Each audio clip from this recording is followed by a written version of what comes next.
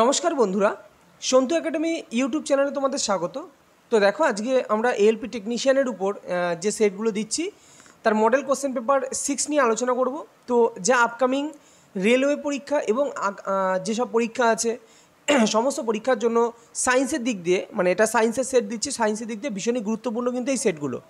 তো যারা যারা আগের সেটগুলো দেখোনি, এএলপি টেকনিশিয়ানের উপর তোমার 1 থেকে 5 পর্যন্ত কিছু কোশ্চেন দেওয়া আছে, এছাড়াও কিছু কিছু ম্যাথের কোশ্চেন দেওয়া আছে আমার এই ইউটিউব চ্যানেলেই।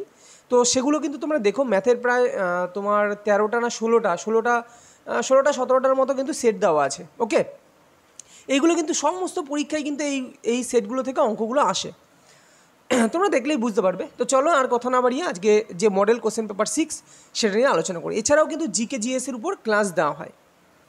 দেখো, ফার্স্ট কোশ্চেন কি আছে, বায়ুমণ্ডলের কোন স্তর বেতার তরঙ্গ প্রতিফলিত হয়? দেখো, বায়ুমণ্ডলের কটা স্তর আছে তোমরা জানো, ট্রোপোস্ফিয়ার, তাই না? ট্রোপোস্ফিয়ার, স্ট্র্যাটোস্ফিয়ার, তারপরে হচ্ছে স্ট্র্যাটোস্ফিয়ারের মধ্যে ওজোনোস্ফিয়ার আছে, হ্যাঁ, তারপরে তোমার কি মেসোস্ফিয়ার, তারপরে আছে থার্মোস্ফিয়ার, তারপরে আয়োনোস্ফিয়ার, থার্মোস্ফিয়ারের মধ্যেই আয়োনোস্ফিয়ার আছে, আর তারপরে থাকে হচ্ছে এক্সোস্ফিয়ার এবং শেষে থাকে ম্যাগনেটোস্ফিয়ার। ক্লিয়ার? তো এই যে স্তরগুলো বললাম, সেই স্তরের মধ্যে কোন, তোমাকে কিন্তু এগুলোও জানা দরকার। বেতার তরঙ্গ প্রতিফলিত হয় কোন স্পিয়ার? তো মনে রাখবে আয়োনোস্ফিয়ারে কিন্তু তোমার বেতার তরঙ্গ প্রতিফলিত হয়। এই আয়োনোস্ফিয়ারই কিন্তু থার্মোস্ফিয়ারেরই একটা পার্ট আয়োনোস্ফিয়ার।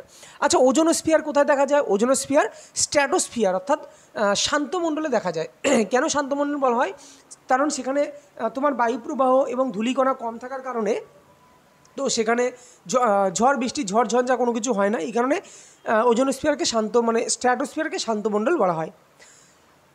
চলো, আর এক্সোস্ফিয়ার কি? এক্সোস্ফিয়ার হচ্ছে যেখানে তোমার মহাকাশ স্টেশন, হ্যাঁ, এইগুলো তৈরি করা হয়। এবং এটার সাথে মনে রাখো যে এক্সোস্ফিয়ারে কিন্তু প্রচুর পরিমাণে হিলিয়াম ও হাইড্রোজেন গ্যাস পাওয়া যায়। এটাও পরীক্ষা দেয় যে কোন স্ফিয়ারে হিলিয়াম ও হাইড্রোজেন গ্যাস পাওয়া যায়, তো সেটা হচ্ছে এক্সোস্ফিয়ারে। পরবর্তী কোশ্চেন দেখো, এসটিপিতে 2.24 লিটার SO2 অণুর সংখ্যা কত? দেখো, খুব সহজ কোশ্চেন এই টাইপের কোশ্চেন কিন্তু রেলের গ্রুপ ডিতে খুব আসে। শুধু রেলের গ্রুপ ডি না, রেলের সায়েন্সের সেটের, মানে রেলের পরীক্ষায় কিন্তু এই টাইপের কোশ্চেন খুব আসে। দেখো, তোমাদের বারবার করে একটা জিনিস বলেছি যে যার যত আণবিক ভর, আমি এটা এর আগেও বুঝিয়েছি এরকম টাইপের কিছু অঙ্ক, তো সেগুলো যারা এখনও আমার আগের সেটগুলো দেখোনি তারা কিন্তু অবশ্যই দেখে নিও। তো যার যত আণবিক ভর, মানে SO2-র আণবিক ভর আমি যত বার করবো, SO2-র আণবিক ভর বেরোবে। SO2-র আণবিক ভর কত? এখানে আণবিক ভর লাগবে না, কিন্তু তোমাদের একটু বার করে বুঝিয়ে দিচ্ছি।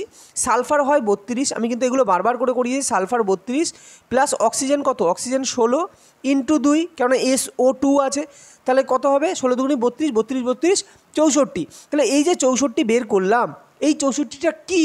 এই 64 হচ্ছে সালফারের আণবিক ভর। এবং মনে রাখবে, যার যত আণবিক ভর বেরোবে তার মধ্যে অ্যাভোগাড্রো সংখ্যক, যার মান হচ্ছে 6.023 ইন্টু 10⁻23 এতগুলি সালফার অণু আছে। এবং এর সাথে সাথে এটাও মনে রাখবে যে এতগুলি সালফার অণুর আয়তন, কী আয়তন দখল করে? মনে রাখবে 22.4 লিটার। মানে যার যত আণবিক ভর সেই পরিমাণ মলিকুলটা কত আয়তন দখল করবে? এই 22.4 লিটার, অর্থাৎ 22.4 লিটার বা 22.4 লিটার আয়তন দখল করবে। আশা করি বুঝতে পেরেছ। তার মানে আমি বলতেই পারি যে এই যে 22.4 লিটার, 22.4 লিটার যে আয়তনটা, 22.4 লিটার যে আয়তন দখল করেছে, সেটা কত সংখ্যক অণু?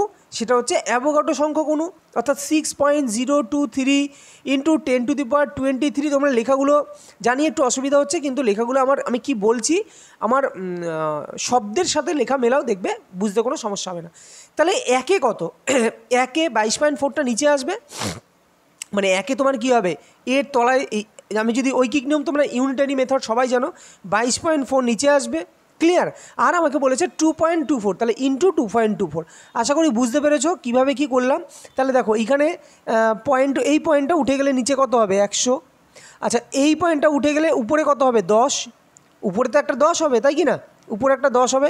তাহলে এই 10 আর এইখান থেকে একটা 0 কেটে গেল, তাহলে নিচে একটা 10 থাকে। তাহলে দেখো 6.023 এটা তো থাকবেই, ভালো করে বোঝার চেষ্টা করো।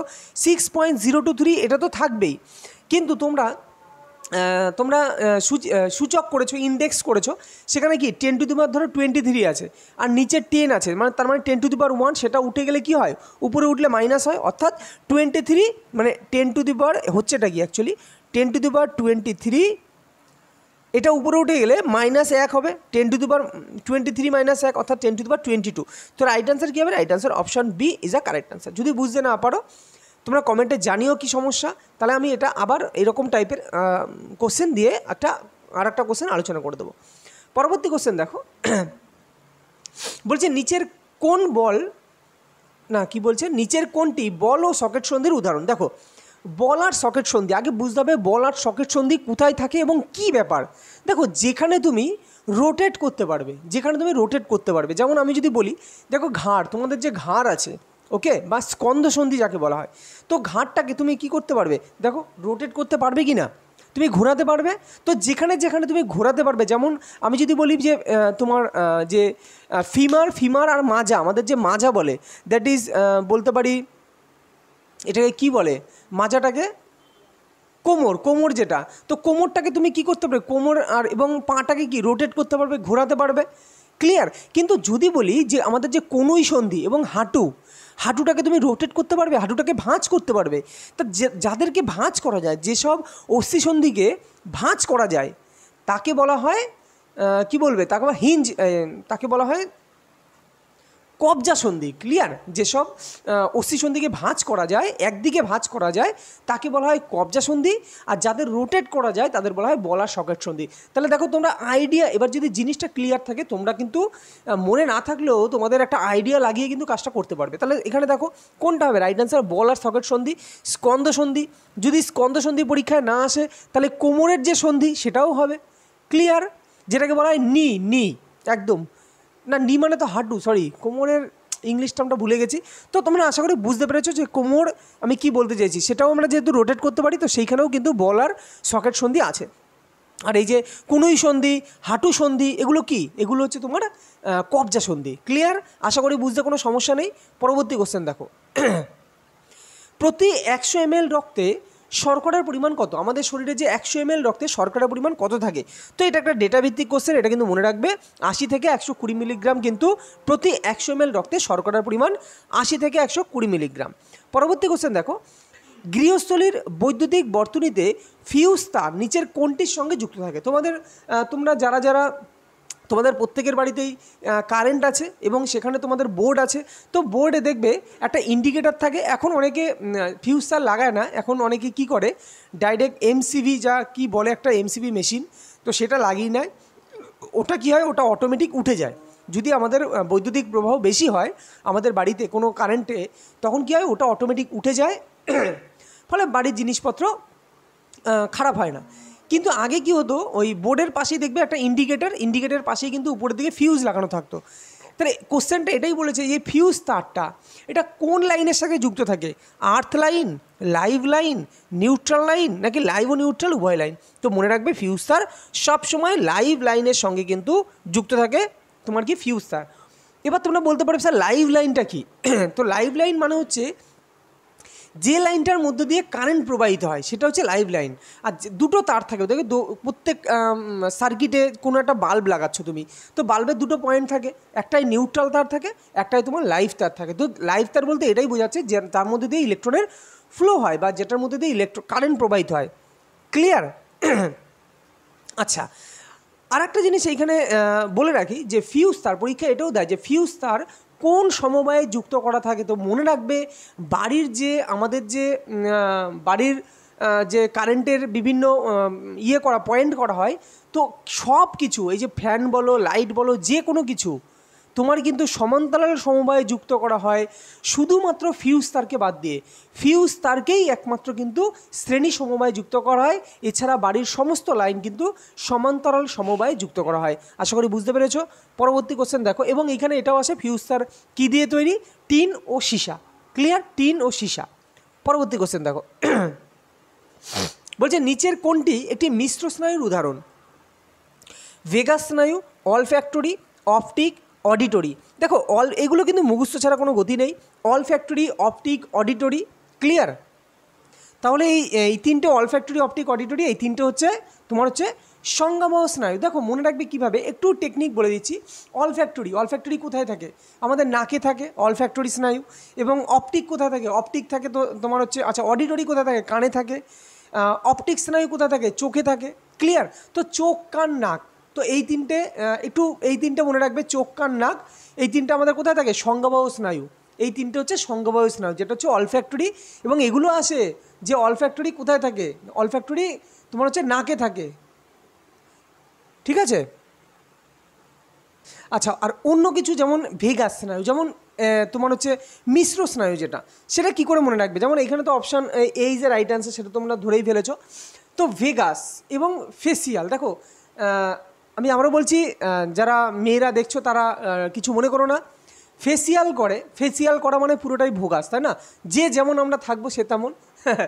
যাই হোক, তো ফেসিয়াল পুরোটাই ভোগাস, দ্যাট ইজ ভেগাস। অর্থাৎ ভেগাস স্নায়ু এবং ফেসিয়াল স্নায়ু এই দুটোই কিন্তু মিশ্র স্নায়ু। কেননা আমরা কি করি? মিক্সচার করে ফেসিয়াল করি। তো এই কারণে মিক্সচার থেকে মিশ্র স্নায়ু, আর ভোগাস এবং ফেসিয়াল এই দুটো হচ্ছে কি মিশ্র স্নায়ুর উদাহরণ। এর সঙ্গে আর একটা মনে রাখবে, যেটা হচ্ছে ট্রাইজেমিনাল। এই ট্রাইজেমিনাল, এবার দেখো তুমি যত কয়েকটা মানে তুমি যদি মিশ্র স্নায়ুর উদাহরণগুলো মনে রাখো, আর যদি তুমি সংজ্ঞাবহ স্নায়ুর উদাহরণগুলো মনে রাখতে পারো, তাহলে দেখবে অটোমেটিক আজ্ঞাবহ স্নায়ুগুলো তোমার মনে না রাখলেও চলবে। সেগুলো তুমি বুঝে যাবে যে এরা যদি এটা না হয় তাহলে ওটা ও হবে।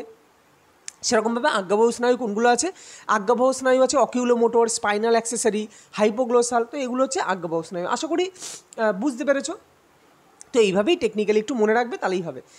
নিচের এককগুলির মধ্যে কোনটি রোধের এসআই একক? রোধ মানে কি? আগে রোধ মানে হচ্ছে তোমার তড়িতের প্রবাহের বাধা, অর্থাৎ তড়িৎ প্রবাহের বিরুদ্ধে যে কাজ হয় সেটাই হচ্ছে রোধ।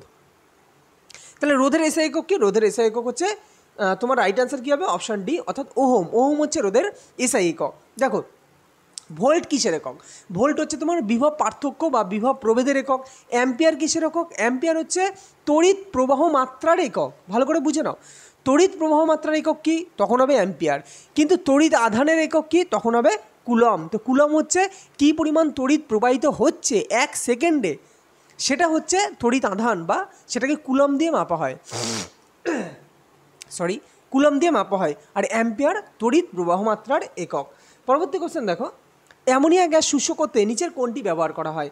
গাঢ় সালফিউরিক অ্যাসিড, আচ্ছা ঢয় শূন্যরা, ওকে, গাঢ় সালফিউরিক অ্যাসিড, গলিত ক্যালসিয়াম ক্লোরাইড, ক্যালসিয়াম অক্সাইড, নাকি ফসফরাস পেন্টক্সাইড? তো মনে রাখবে ক্যালসিয়াম অক্সাইড দিয়ে কিন্তু এই অ্যামোনিয়া গ্যাস শুষ্ক করা হয়। এবং এর সাথে মনে রাখো যে অ্যামোনিয়া গ্যাসকে কিন্তু তোমার বায়ুর ঊর্ধ্ব অপসারণ, ওকে, বায়ুর ঊর্ধ্ব অপসারণ দ্বারা, বায়ুর নিম্ন অপসারণ হতে পারে। জাস্ট 1 মিনিট, একটু বায়ুর ঊর্ধ্ব অপসারণ না নিম্ন অপসারণ তোমরা একটু দেখো তো। তার কারণ দেখো, আমি সিম্পল বলি, কারণ অ্যামোনিয়া গ্যাস হচ্ছে বায়ুর থেকে হালকা। তাহলে বায়ুর থেকে হালকা হলে বায়ুর নিম্ন অপসারণ দ্বারা তাকে কিন্তু সংগ্রহ করা হয়। ক্লিয়ার? তাহলে অ্যামোনিয়া গ্যাসকে পরীক্ষা এটাও দেয় যে অ্যামোনিয়া গ্যাসকে কীভাবে গ্যাস জারে সংগ্রহ করা হয়। তো মনে রাখবে অ্যামোনিয়া গ্যাসকে বায়ুর নিম্ন অপসারণ দ্বারা কিন্তু গ্যাস জারে সংরক্ষণ করা হয়। ক্লিয়ার? আচ্ছা, তোমাকে অপশানে কিন্তু জলের ঊর্ধ্ব অপসারণ বা নিম্ন অপসারণ দ্বারা সংরক্ষণ করা হয় কিনা এটাও অপশানে দেওয়া থাকবে। জলের নিম্ন অপসারণ দ্বারা কেন সংরক্ষণ করা হয় না? তার কারণ অ্যামোনিয়া জলের সঙ্গে বিক্রিয়া করে অ্যামোনিয়াম হাইড্রোক্সাইড তৈরি করে দেবে, ফলে অ্যামোনিয়া গ্যাসের অপচয় হবে। এই কারণে কিন্তু জলের নিম্ন অপসারণ দ্বারা অ্যামোনিয়া গ্যাসকে সংরক্ষণ করা হয় না। ওকে, চলো পরবর্তী কোশ্চেন দেখো। যে দৃষ্টিতে দূরের দৃষ্টি ব্যাহত হয় কিন্তু কাছের দৃষ্টি ঠিক থাকে তাকে কি বলা হয়? দেখো এই জিনিসটা সবারই মানে কম বেশি সবারই ডিস্টার্ব হয়, যে মায়োপিয়া হবে নাকি হাইপারমেট্রোপিয়া হবে। কেন প্রেস বায়োপিয়া তোমরা জানো, প্রেস বায়োপিয়া কি? এটা আলাদা জিনিস। প্রেস বায়োপিয়া তোমার যেটা হচ্ছে 60 বছরের পরে চোখের লেন্সের একটা স্থিতিস্থাপকতা নষ্ট হয়ে যায়, তখন তাদের বাইফোকাল লেন্স অ্যাকচুয়ালি ইউজ করতে হয়। তো প্রেস বায়োপিয়া তো আলাদা ব্যাপার, এটা 60 বছর পরে সবারই কম বেশি হবে। ক্যাটারাক্ট কি? ক্যাটারাক্ট মানে চোখে যে ছানি পড়ে, তো সেই ছানিটাকে বলা হয় ক্যাটারাক্ট। এটা ছানি পরিষ্কার করলে আবার চোখ ভালো হয়ে যায়। তো এই দুটো নিয়ে কোনো চাপ নেই, সবার কম বেশি মনে থাকে না এই হাইপারমেট্রোপিয়া আর মায়োপিয়া। দেখো খুব সহজ উপায়ে আমি তোমাদের মানে এটা চেষ্টা করছি তোমাদের যাতে মনে থাকে, তোমরা এইভাবে মনে রাখতে পারো, তাহলে তোমার কোনোদিন ভুল হবে না। দেখো হাইপারমেট্রোপিয়া, আচ্ছা ধরে নিতে হবে আমার চোখ ভালো, তুমি ধরে নাও আমার চোখটা ভালো, তাহলে আমি দেখতে পারবো এমন সিদ্ধান্তে আমি অ্যাপ্লাই করব। ক্লিয়ার? তাহলে হাইপারমেট্রোপিয়া মানে বড় অক্ষর, তার মানে আমি দূরের জিনিস দেখতে পাবো কিন্তু কাছের জিনিস দেখতে পাবো না। ক্লিয়ার? ধরে নাও আমার চোখটা ভালো আছে, আমার তোমার সবার চোখ ভালো আছে এবং আমার হাইপারমেট্রোপিয়া হয়েছে, তাহলে আমি ভালোটা দেখবো সবসময়। আমার চোখ যেটা ভালো, যেটা দেখতে পারবো আমি সেটাকে নিয়ে আলোচনা করব। তাহলে হাইপারমেট্রোপিয়া এটা বড় অক্ষর, তাই আমি দূরের জিনিস দেখতে পারবো, কারণ বড় তাই দূরের জিনিস দেখতে পারবো কিন্তু কাছের জিনিস দেখতে পারবো না। সেই রোগটা হচ্ছে হাইপারমেট্রোপিয়া। ক্লিয়ার? মায়োপিয়া ছোট অক্ষর, তাই কাছের জিনিস দেখতে পারবো, কারণ ছোট অক্ষর দিয়ে কাছের জিনিস দেখতে পারবো। ক্লিয়ার? বড় অক্ষর দিয়ে, দ্যাট মিনস এটা অনুমান করে নাও, জাস্ট টেকনিক। বড় অক্ষর মানে বড় লেন্স, তাই দূরের জিনিস দেখতে পাচ্ছি, কাছের জিনিস দেখবো না, তাই এটাকে বলা হয় হাইপারমেট্রোপিয়া। ছোট অক্ষর ছোট লেন্স, তাই জাস্ট এরমভাবে অনুমান করতে বলছি, এটা কিন্তু এরম হয় না। ছোট অক্ষর ছোট লেন্স, তাই আমি কি কাছের জিনিস দেখতে পারবো, দূরের জিনিস দেখতে পারবো না। তাহলে যে দৃষ্টিতে বলেছে, যে দৃষ্টিতে দূরের দৃষ্টি ব্যাহত হয় কিন্তু কাছের দৃষ্টি ঠিক থাকে, তাকে কি বলবো? মায়োপিয়া। আমি বললাম কাছের দৃষ্টি তোমার ঠিক থাকে বলেছে, তাহলে কাছের জিনিস দেখতে পারবো ছোট অক্ষর দিয়ে, মানে ছোট ওয়ার্ড দিয়ে, তার মানে কী হবে? মায়োপিয়া। আশা করি তোমরা বুঝতে পেরেছো। আর জীবনে কোনো দিন এটা ভুল হওয়ার কথা না কিন্তু। ক্লিয়ার? এইখানে আরও ট্রিকি কোশ্চেন হতে পারে, আরও ডিটেলসে গভীরে যেতে পারো। যেমন কি হয় অ্যাকচুয়ালি মায়োপিয়াতে কি হয়, মায়োপিয়াতে আমি কি বললাম, মায়োপিয়া কাছের জিনিস দেখতে পারবো। তো অ্যাকচুয়ালি কী হয়, এই তো তোমার চোখ, ঠিক আছে, আমি ছবি খুব একটা ভালো আঁকতে পারি না, তো এই তো তোমার এই চোখের তো এইখানে তোমার ইয়ে থাকে, কি থাকে এইখানে হচ্ছে তোমার রেটিনা থাকে। ক্লিয়ার? তো এই যে প্রতিবিম্বটা যেটা আসে না, সেই প্রতিবিম্বটা রেটিনার উপর না পড়ে রেটিনার আগে তৈরি হয়। ক্লিয়ার? সেই প্রতিবিম্বটা বাইরে যে জিনিসটা দেখছি সেটা রেটিনার উপর না পড়ে রেটিনার আগে তৈরি হয়। তো মায়োপিয়াতে কিন্তু অ্যাকচুয়ালি পরীক্ষা এরকমও কোশ্চেন দেয় যে মায়োপিয়া সম্বন্ধে নিচের কোনটি সঠিক, তখন তোমাকে কোশ্চেন দিয়ে তোমার অপশানে দিয়ে দেবে যে প্রতিবিম্বটি রেটিনার পিছনে গঠিত হয়, প্রতিবিম্বটি রেটিনার সামনে গঠিত হয়। তো এরকম কিন্তু কোশ্চেন হতে পারে। তো মনে রাখবে যেহেতু মায়োপিয়া, তাহলে মায়োপিয়ার ডিস্টেন্স কম থাকবে না। আমি তো বলছি মায়োপিয়াতে কাছের জিনিস দেখবো, দূরের জিনিস দেখতে পারবো না। তাহলে মায়োপিয়াতে কি হয়, এদের ডিস্টেন্স কম থাকবে, তো এই কারণে মায়োপিয়াতে অ্যাকচুয়ালি রেটিনার সামনে গঠিত হয়। আর হাইপারমেট্রোপিয়া তো দূরের জিনিস তোমার দেখতে পারবো, কাছের জিনিস দেখতে পারবো না, তাই না? যে সেটা হচ্ছে হাইপারমেট্রোপিয়া, তাই ওটা হয় রেটিনার পিছনে গঠিত হয়। ক্লিয়ার? আশা করি বুঝতে পেরেছো। এই সম্বন্ধে রিলেটেড যা কোশ্চেন আসুক তোমরা কিন্তু পারবে। আর একটা জিনিস মনে রাখবে যে তোমাকে এই কোশ্চেনটাও দেয় যে চোখের যে রেটিনায় যে প্রতিবিম্ব সৃষ্টি হয়, সেই প্রতিবিম্বটা কেমন হয়, সেই প্রতিবিম্বটা কেমন হয়। ওকে, এইটা পরীক্ষায় আসে। তো কী ধরনের প্রতিবিম্ব গঠিত হয়, সেটা অসৎ হয় এবং সমশিষ্য হয়। ঠিক আছে? অসৎ হয় এবং সমশিষ্য প্রতিবিম্ব কিন্তু গঠিত হয়। আর চোখে যে লেন্স থাকে সেই লেন্সটা কেমন লেন্স, সেই লেন্সটা কিন্তু উত্তল লেন্স।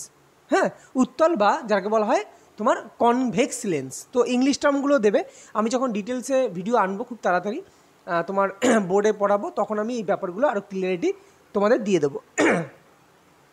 বলছে জনন কোষে কতগুলি ক্রোমোজোম দেখতে পাওয়া যায়, 23টি, 46টি, 44টি নাকি 22টি।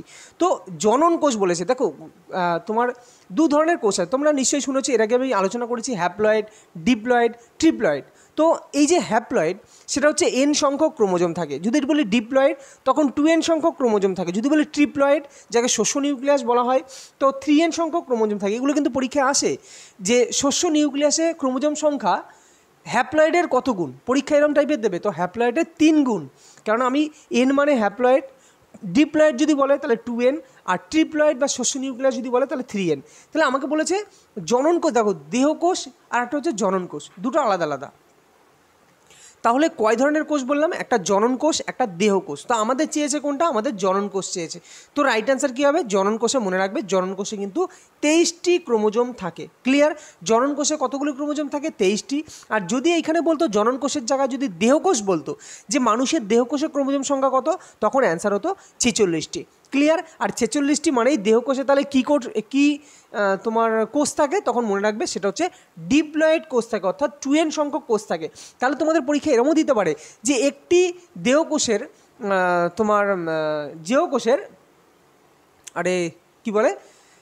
একটি দেহকোষের ক্রোমোজোম সংখ্যা যদি 46টি হয় বা 56 হয়, যাই খুশি হোক, তখন তোমরা কী করবে, 2n সমান ওটা করবে, সে যে মান বলে দেবে 2n সমান ওটা, তাহলে n সমান কত, তখন বলবে হ্যাপ্লয়েড কোষে তাহলে ক্রোমোজোম সংখ্যা কত হবে, তখন n এর মান বার করতে হবে। তো এইভাবে কিন্তু এই অঙ্কগুলো মানে বায়োলজিরও অঙ্ক হয়, এইভাবে করতে হয়। ওকে, তো চলো পরবর্তী কোশ্চেন দেখো। আর শস্য নিউক্লিয়াস তো বললাম 3n।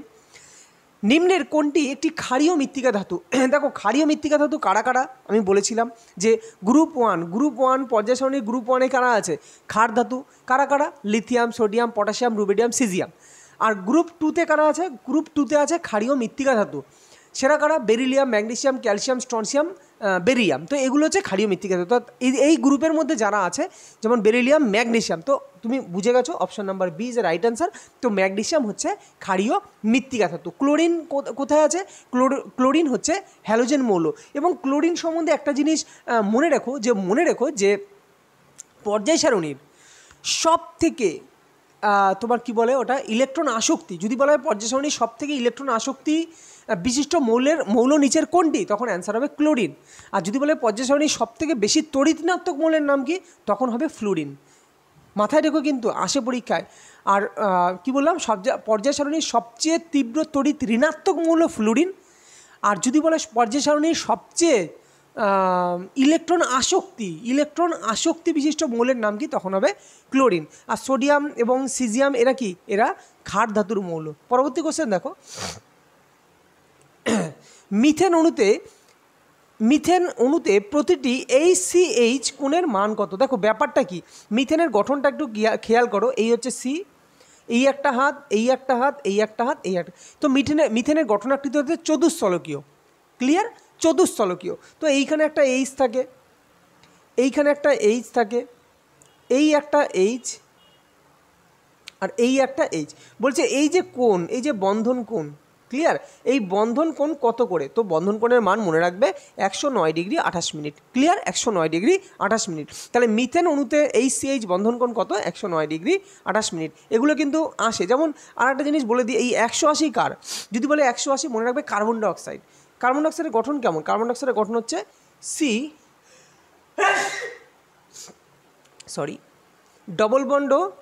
Double bond. তাহলে এদের মধ্যে বন্ধন কোণ কত, 180 ডিগ্রি। তো পরীক্ষায় মিথেন না দিয়ে কার্বন ডাইঅক্সাইড দিতে পারে, যে কার্বন ডাইঅক্সাইড অণুর তোমার COC এর বন্ধন কোণের মান কত, তো মনে রাখবে সেটা হচ্ছে 180 ডিগ্রি। বলছে CH3 এর গঠনটা কেমন, ঠিক এরকম, CH3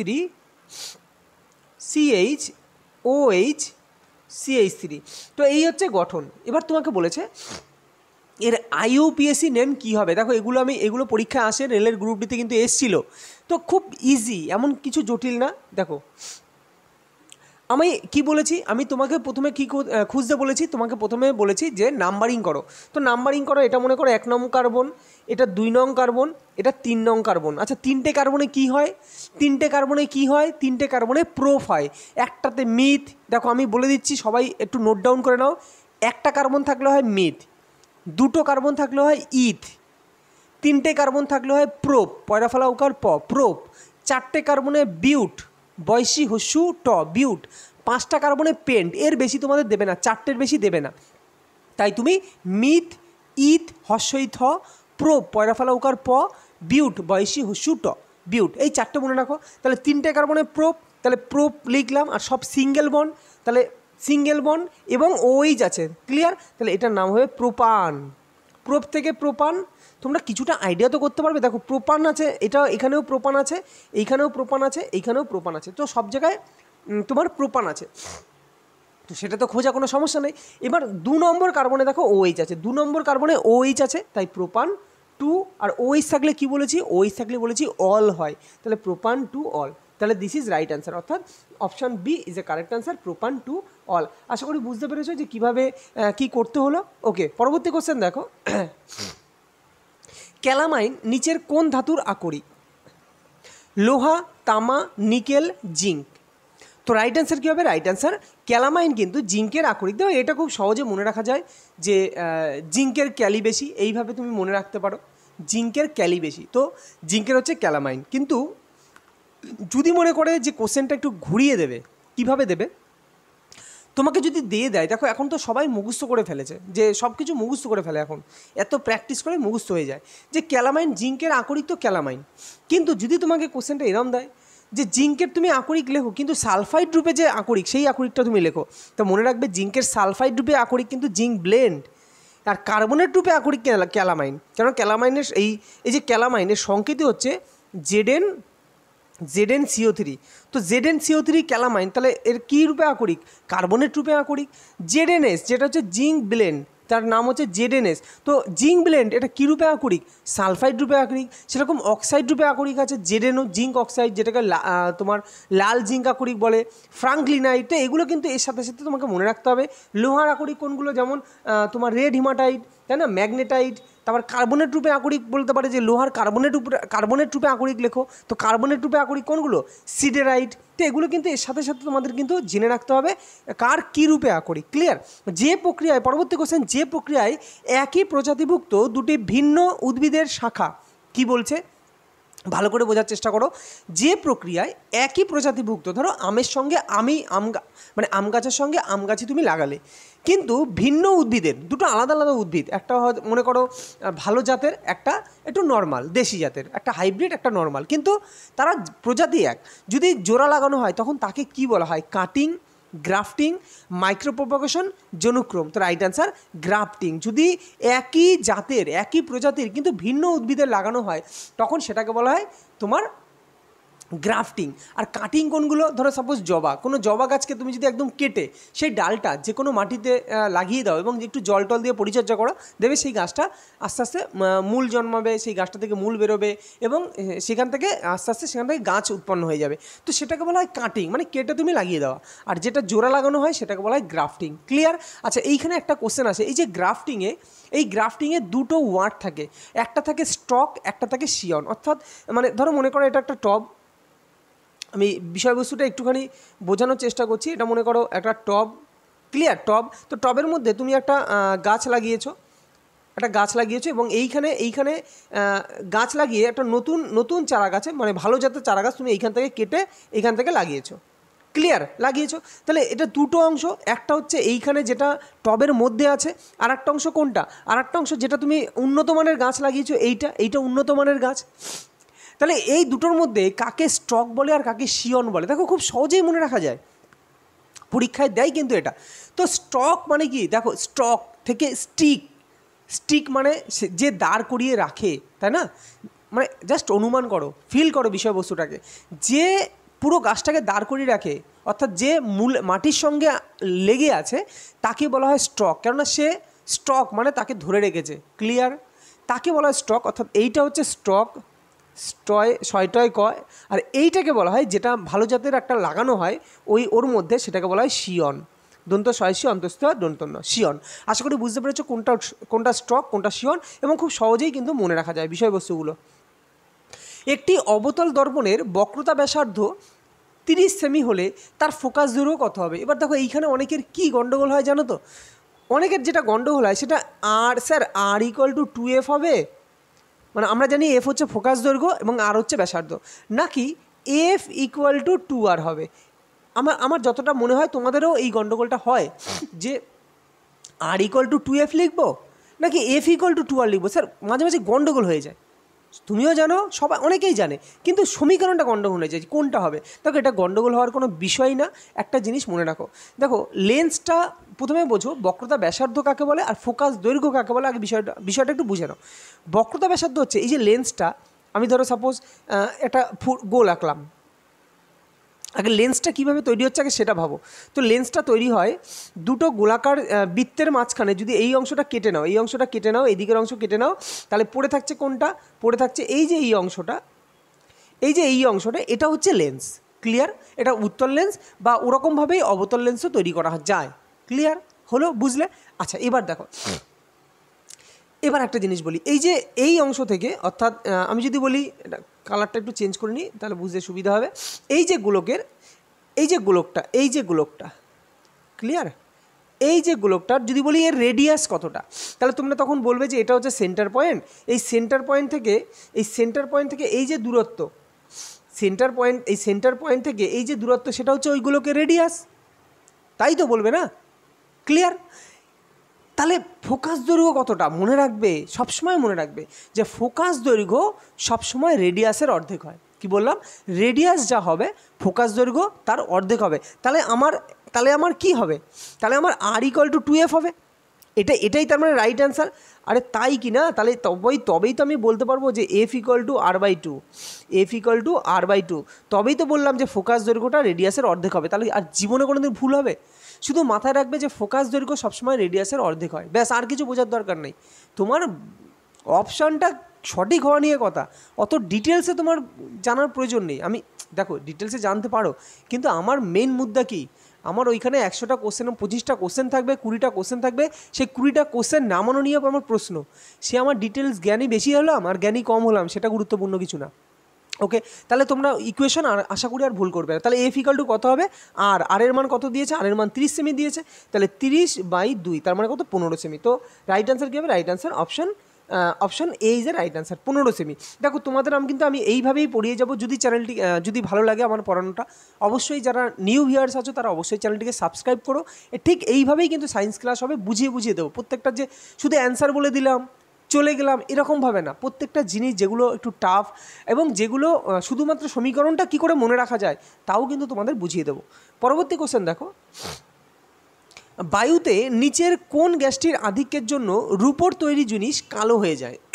ধরো রূপোর মানে সিলভারের কোনো জিনিস আছে, তো সেটা বায়ুতে কোন গ্যাসের আধিক্যের জন্য রূপোর তৈরি জিনিস কালো হয়ে যায়? তো মনে রাখবে সেটা রাইট অ্যান্সার কী হবে? Right answer hydrogen sulphide gas. এই হাইড্রোজেন সালফাইড গ্যাস যার সংকেত হচ্ছে H2S, কি সংকেত? H2S, হাইড্রোজেন সালফাইড গ্যাস, এই আধিক্য থাকার জন্য রূপোর তৈরি জিনিস কালো হয়ে যায়। অ্যাকচুয়ালি কী হয় দেখো, তোমাকে এরমও দিতে পারে যে রূপোর তৈরি জিনিস যে কালো হয় সেটা কিসের মানে কী তৈরির কারণে কালো হয়, এরমও তো দিতে পারে কোশ্চেন, তাই না? এখানে নয় জানলে যে হাইড্রোজেন সালফাইড গ্যাস এর সঙ্গে বিক্রিয়া করে একটা যৌগ তৈরি করে, সেই যৌগটার নামও তো চাইতে পারে। তো সেটা তার জন্য একটু জেনে নাও যে এই যে Ag সিলভার, এর সঙ্গে এই H2S বিক্রিয়া করে উৎপন্ন করে Ag2S। কী বললাম? Ag2S। এই যে সিলভার তোমার সালফাইড Ag2S, এই Ag2S এর জন্যই কিন্তু অ্যাকচুয়ালি তোমার এই রূপোর তৈরি জিনিসটা কালো হয়ে যাচ্ছে। তাহলে কালো যে পদার্থটা, যে তোমাকে এরকমও দিতে পারে যে কালো হয়, সেই কালো পদার্থটার নাম কি? তোমাকে পরীক্ষা কিন্তু এরকমও দিতে পারে এই কালো পদার্থটার নাম কি, তখন বলবে কালো পদার্থটা হচ্ছে silver sulphide, that is Ag2S। Clear? পরবর্তী কোশ্চেন দেখো, নিচের কোন যৌগটিকে স্মেলিং সল্ট বলা হয়? Ammonium nitrate, ammonium carbonate, potassium mercuric iodide নাকি অ্যামোনিয়াম ক্লোরাইড? তাহলে স্মেলিং সল্ট মনে রাখবে, স্মেলিং সল্ট বলা হয় অ্যামোনিয়াম কার্বনেটকে কিন্তু স্মেলিং সল্ট বলা হয়। ক্লিয়ার? যার সংকেত কি? যার সংকেত হচ্ছে NH4 কার্বনেট, NH4CO3, NH4 এটা হচ্ছে অ্যামোনিয়াম কার্বনেট। আর যদি বলা হয় অ্যামোনিয়াম নাইট্রেটের সংকেত কি? অ্যামোনিয়াম নাইট্রেটের সংকেত হচ্ছে NH4NO3।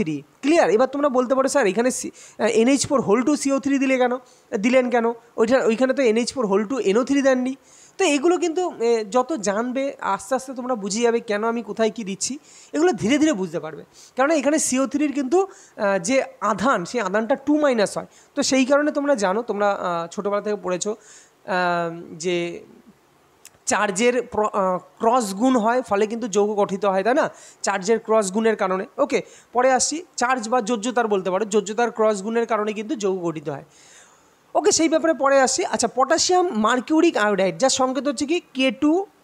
K2Hg(I4), এটা একটা ভীষণ একটা বিকারক, যাকে বলা হয় নেসলার বিকারক। পরীক্ষা আসে যে নেসলার বিকারকের সংকেত কী? তো মনে রাখবে পটাশিয়াম মার্কিউরিক আয়োডাইড যার সংকেত হচ্ছে K2Hg(I4), একে বলা হয় নেসলার বিকারক। এবং এই নেসলার বিকারক দিয়ে কী করা হয়? এই নেসলার বিকারকের ভূমিকা কী? তো মনে রাখবে অ্যামোনিয়া গ্যাসকে শনাক্ত করতে কিন্তু এই নেসলার বিকারক ব্যবহার করা হয়। তো পরীক্ষা এরকমও আসতে পারে যে নিচের কোনটির দ্বারা অ্যামোনিয়া গ্যাসকে শনাক্ত করা হয়? তো তখন অ্যান্সার হবে কি? নেসলার বিকারকের দ্বারা।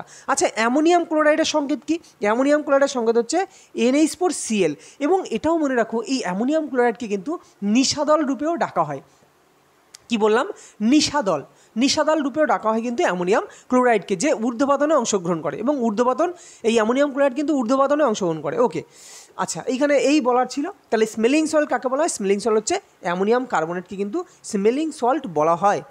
নিচের কোনটি একটি নাইট্রিফাইং ব্যাকটেরিয়ার উদাহরণ? দেখো নাইট্রিফাইং ব্যাকটেরিয়া আমি তোমাদের বারবার করে বলে দিয়েছি, নাইট্রিফাইং বললেই যখনই নাইট্রিফাইং লেখাটা থাকবে তখনই অ্যান্সার হবে হয় নাইট্রোব্যাক্টর, না হলে নাইট্রোসোমোনাস, এইসব টাইপেরই অ্যান্সার হবে। তো যেখানে নাইট্রো আছে সেখানে দাগিয়ে দাও। তো রাইট অ্যান্সার কী হবে? রাইট অ্যান্সার অপশান এ, অর্থাৎ নাইট্রোব্যাক্টর হচ্ছে নাইট্রিফাইং ব্যাকটেরিয়া।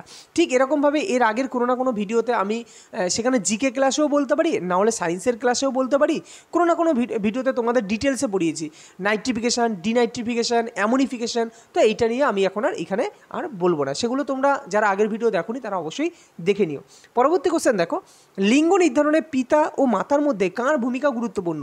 দেখো এটাও আমি ডিটেলসে বুঝিয়েছি যে পিতা বা মাতার মধ্যে কার ভূমিকা তোমরা জানো হচ্ছে কি পিতার ভূমিকা কিন্তু গুরুত্বপূর্ণ। তার কারণ মাতার তো এক্স এক্স আছে না, মাতার তো সবসময় এক্স আর এক্স আছে, কিন্তু পিতার কিন্তু এক্স ওয়াই আছে। তো মাতার এখানে কিন্তু কোনো ভূমিকা নেই, পিতারই ভূমিকা। পিতার যদি মাতার সঙ্গে, কেননা এর যখন মানে এদের মিলন হবে, তখন মাতার থেকে শুধুমাত্র এক্সই আসবে, কিন্তু পিতার থেকে যদি এক্স আসে তখন এটা হবে কন্যা সন্তান, আর পিতার থেকে যদি ওয়াই আসে তখন সেটা হবে পুত্র সন্তান। তো পিতার ভূমিকাই কিন্তু অগ্রগণ্য, পিতার ভূমিকার উপরেই সমস্ত কিছু ডিপেন্ড করে, সে পুত্র সন্তান জন্ম নেবে নাকি কন্যা সন্তান জন্ম নেবে। তো পরবর্তী ওকে, তাহলে আজকের মতো আমাদের যে 6 নম্বর যে সেটটা হলো এএলপি, তো আজকের মতো এখানেই শেষ। দেখা হবে পরবর্তী কোনো ভিডিওতে। যদি ভালো লাগে অবশ্যই তোমরা চ্যানেলটিকে প্লিজ সাবস্ক্রাইব করো, আর লাইক শেয়ার করো বন্ধুদের মধ্যে, এবং কমেন্ট করো তোমাদের কেমন লাগছে বা তোমাদের কিসের উপর তোমাদের ভিডিও চাই। যেমন খুব ভালো ভালো টপিক হচ্ছে রেলের জন্য, বিশেষ করে পর্যায় সারণী, তারপর হচ্ছে তোমার তড়িৎ প্রবাহ যেটা হচ্ছে অ্যাম্পিয়ারের সূত্র, হ্যাঁ ফ্লেমিংয়ের বামস্ত নিয়ম এই চ্যাপ্টারটা, তারপরে লেন্স, হ্যাঁ আলোর চ্যাপ্টার ভীষণই গুরুত্বপূর্ণ, তড়িৎ বিশ্লেষণ থেকেও কোশ্চেন দেয়। তো এগুলো আমি আসবো ধীরে ধীরে, এবং এইভাবেই কিন্তু আমি কোশ্চেনের মাধ্যমে কিন্তু তোমাদের ডিটেলস বোঝাতে থাকবো। ওকে, দেখা হবে পরবর্তী কোনো ভিডিওতে। ততক্ষণ ভালো থেকো, সুস্থ থেকো।